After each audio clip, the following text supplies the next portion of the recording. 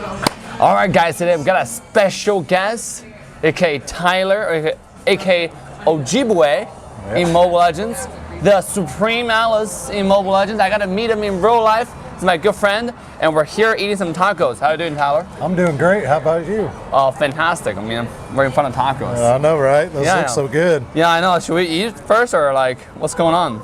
We can, yeah. Let's go, let's do it. This is like one of my favorites when I was in college, bro. Really? Yep. I want corn tortillas or flour tortillas. Oh yeah, they did not ask us. Maybe they only sell... No. Really? Do they have different kind, you think? I've been eating flour. How do you like yours? Oh, that's good. You like it? Oh my God, I'm gonna dive in. Baja shrimp is the thing I remember since college. I came here, I saw Baja shrimp, I was like, yeah, I want that. I want that, all right. I need one of these closer to my home. Well, you're always on the road, so you can always like.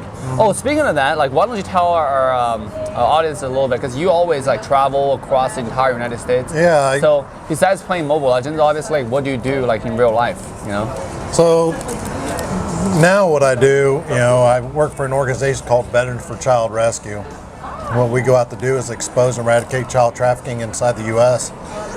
But this is actually a worldwide epidemic. Being able to reach people that are all over the globe and letting them know the seriousness and the potential dangers that are out there about this topic. It's something that really needs to be expressed because children are our future, and being able to educate them and give them the tools that they need to be successful out there, it really does matter. So that's kind of what I do now. I have a good friend that founded the organization. His name is Craig Sawman Sawyer. Yeah. He's a SEAL Team 6 guy, a good friend of mine. He's one of my mentors. Yeah. And his mission out there is to protect the children. Because he went overseas for all those years combating counterterrorism and all that type of stuff. Yeah. Which we have all those issues here in the U.S. So he was trying to prevent it before it came here, but it was actually already happening. So he changed his whole mindset of going after bad guys overseas to come to the U.S. and help save this. So massive. Yeah. Oh my God. The reason why you're in Austin right now is because you were here to save some kids. Yeah. Oh, the main reason why I came to Austin is I was here for the border summit that was at the Capitol building. We were there giving a presentation on trafficking and that aspect with the local and state representatives. Then about a week after that, that's when I helped our team save and find those girls that were missing here in Austin. So I just have 2 girls. I got a picture. I was like, oh my God. Yeah, it's crazy stuff. Yeah. It was a big team effort, It wasn't an individual thing at all. How do you know that was needed in the first place? So, we talking about how those girls were, how I got alerted.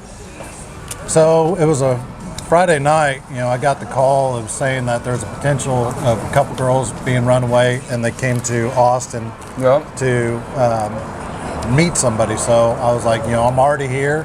Yeah. Let me know how I can help. So Forrest, our executive director, called me up about 2 a.m. and told me that they think they know where the girls are. So I hopped on my bike and I went and tried to find the vehicle that they took. So I was DMing Tyler and he sent me a picture. I'm outside the house. I was like, oh my God. I was like, Jesus. So yeah, it was pretty intense. Like, the story was amazing how it turned out. The girls were eventually found safe. There's a lot of details into finding them and working with local law enforcement that were here in Austin. So we coordinated with them and tried to provide our services, our intelligence to finding these girls. It was the first time I got to see our team in action in person. So, and when we found those girls, it was roughly about 48 hours after I got the initial call. We were looking for them. Like the night before, I was, trying to watch the house where we thought the girls were at, and then come to find out they were inside the house during that time, but we didn't know. So the next morning we got up and I hit the trails with my bike, and then I got a call saying that they located the girls. So I went and met up with them, and I saw them sitting clear back in the tunnel in this culvert. And the first thing I said to them was like, "Are you girls safe? And anyone hurt?" Making sure that they were good to go. Because that was my main concern. Because there was some details that were involved in this that were so many unknown. And with that, they gave me a thumbs up. I was like, "All right, I know they're safe and they're sound." So I stepped back, and this amazing little deal. I saw this wooden cross sitting on the ledge, and because up to finding those girls, I was praying and hoping that we could find them safe and they weren't hurt. And that cross at the end of finding those girls just like really took me back on being able to, just someone gave me a sign. Wow. And, it was a good sign of hope. That was really good. I really wanted to come here and talk to your audience, and let them, because you have a younger base demographic, and a lot of those people have never been out in the real world and seen these dangers. When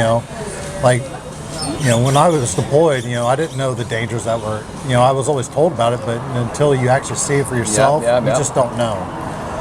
And that's what we're trying to do. We're trying to get ahead of the ball and actually be more preventive than reactive, and education and getting people to know, because the statistics are crazy out there.